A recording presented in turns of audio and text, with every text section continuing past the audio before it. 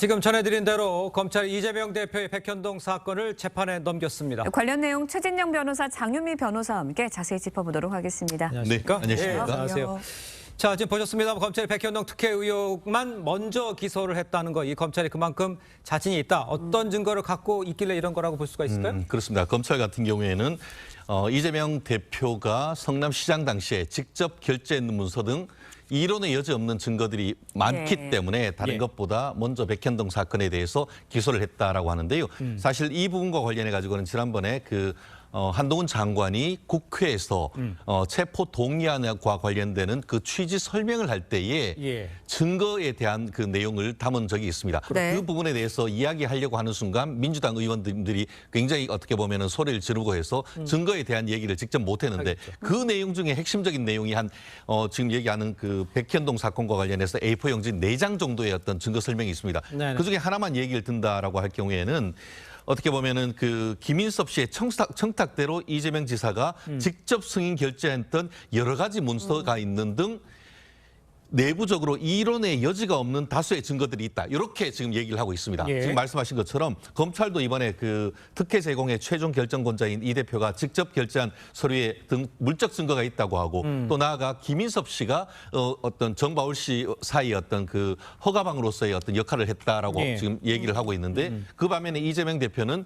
2014년 선거 이후, 2010년 선거 이후에는 김인섭 씨를 만나거나 교류한 적이 없다고 하지만 다양하게 이미 그 본인 스스로를 비롯해서 이재명 대표 어떤 선거에 직접 어떻게 보면은 그 김인섭 씨가 선거 사무소를 개설하고 여러 가지 어떤 후원금을 했는 등 여러 가지 뒤에 어떤 그 이재명 대표의 정치적 입장을 위해서 활동을 해준 내용들이 다수 있습니다. 그렇기 때문에 그러한 관계 속에서 이와 같이 특혜를 주기 위한 어떤 시스템을 찾았다라는 그런 논리이기 때문에 검찰로서는 뭐 유죄를 인정하는데 충분하다라는 취지로 해서 먼저 이 부분을 기소했는 것 같습니다. 네, 증거가 충분하다는 말씀해 주셨는데 이 대표 측의 입장은 이렇습니다. 지자체 산하공사 피해에 대해서 시장이 배임 혐의로 처벌을 받은 사례가 거의 없다는 건데 재판장에서 설득력이 좀 있을까요? 어떻습니까? 의미가 있는 주장입니다. 왜냐하면요. 영장실질 단계에서도 판사가 검사 측에 요구를 했다라는 거예요. 지금 지자체장이 이게 성남시장 재직 당시에 있었던 일이 아닙니까?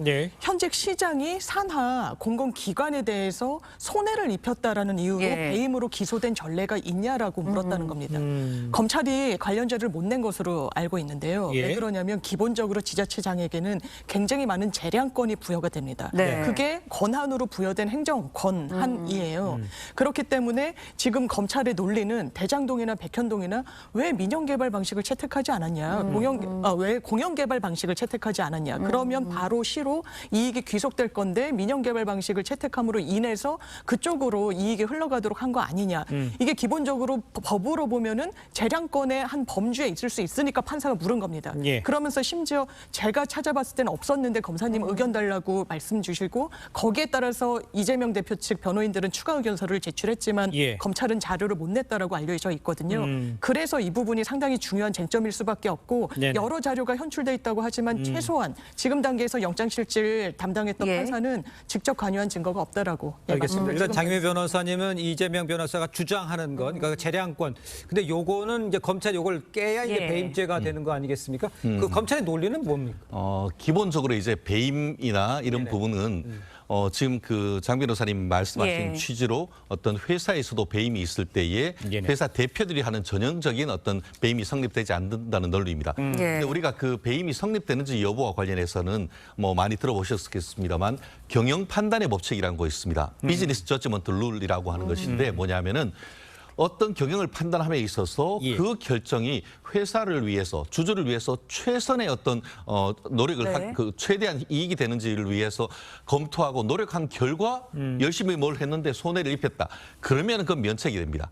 하지만 그 반면에 특정한 사람을 위해서 이익을 주기 위해서 그리고 또 그러면은 이제 아니면은 제3자한테 이익을 주기 위해서 그런 일을 했다라고 하면 그건 배임이 되는 건데 그러하기 위한 전제로서 저도 해외에서 그 공부를 할 때 보면은 그 로펌이나 다른 어떤 그 외부 그 카운슬들한테 그와 같은 내용에 대한 자문을 제대로 했는지 이런 부분이 있어야 되는데 지금 내용을 보면은 처음에 그 본인이 이제 이재명 대표가 성남시 시장 할 때는 이거 공영 개발한다. R&D 센터로 있기 때문에 어떤 주택으로 인정되지 않는다라고 수차례 SNS에 얘기를 했고 보도 자료가 있었는데 그러다가 갑자기 이것이 그 정바울 씨가 개발해서 하는 과정에서 김인섭 씨가 이제 네. 관여를 하면서 이게 급속히 변화했단 말이에요. 네네. 그러면은 그 급속히 변화하는 과정에서 어떤 네. 내부적인 정말 치열한 결정이 있었느냐 이 부분을 제대로 입증하지 못한다고 하면은 마치 사형기업에서 이제 그 배임이 성립된 네. 것처럼 성남시도 법으로 봤을 때는 법인입니다. 예. 그 네. 산하기관 마치 이제 어떤 회장이 있고 사장이 있다고 하면은 회장이 사장한테 부당한 지시를 했다라고 하면은 그 사장이 배임죄가 성립되는 것과 예. 동일하기 때문에 알겠습니다. 이 부분은 또 뭐 그렇게 네. 이게 공공의 영역에 있다고 해서 예외가 되긴 어렵다고 봅니다. 알겠습니다. 네, 그런가 하면 이제 검찰이 백현동 사건과 대장동 사건을 병합해달라라고 법원에 요청한 것도 좀 눈여겨볼 점인 예. 것 네. 같아요. 검찰한테 유리한 건가요? 이게 사실 법원이 받아들여질지는 상당히 좀 의문이고요. 그렇습니다. 예. 예, 공판 준비 기일을 지금 수차례 해서 쟁점과 증인 신문 계획을 수립해 놓은 사건에서 예. 첫 개일이 이제 막 열렸기 때문에 검찰은 사건 초기 단계 아니냐라고 하지만 법원 입장은 좀 다를 수가 있고요. 네. 검찰은 쟁점이 비슷하다는 점을 제시를 하고 있습니다. 백현동, 대장동 예. 다 어떤 개발 과정 중에서 브로커와 관련한 이 이익이 브로커를 통해서 민간으로 가도록 방치한 거 아니냐 예. 아니면 오히려 의도한 거 아니냐라는 취지에 있는 건데 또 하나는 검찰이 만에 하나 대장동 사건과 관련해서 무죄로 귀결될 가능성도 열어두고 병합을 했을 것 같습니다. 왜냐하면 한 건보다는 두 건이 있을 때는 뭔가 습성이 있어 보이고 뭔가 의도가 더 강화된다라고 보여지는 측면도 있거든요. 네네. 그래서 대장동 사건과 관련해 이 무죄 판결이 나올 가능성, 개연성 열어두고 병합을 하지 않았을까. 다만 법원이 받아들여질 가능성은 좀 낮아 보이긴 합니다. 법원이 받아들일 가능성은 일단 낮아 네. 보인다고 얘기를 했기 때문에 어떻게 될지 좀 봐야겠습니다만 이재명 대표 측 입장에서는 두 사건이 병합되는 게 유리한가요? 불리한가요? 특혜죠. 특혜입니까? 예, 왜냐하면은 별개로 이제 보통은 기소를 합니다. 네. 그러면은 이제 변호인이 이거 하나의 판결을 받을 수 있도록 예. 병합을 해달라라고 하는데 예. 오히려 그 검찰에서 하나로 묶어서 해달라라고 한다고 하는 것은 예. 일반적인 것보다는 예외에 해당하는 것인데 물론 이 부분에 대해서 예. 이재명 대표가 어떤 식으로 이거 별도로 해달라고 예. 할지 아니면 같이 병합을 해달라는 것에 동의를 할지도 한번 지켜봐야 될 것 같습니다. 알겠습니다. 자, 두 분 말씀 여기까지 듣겠습니다. 고맙습니다. 고맙습니다.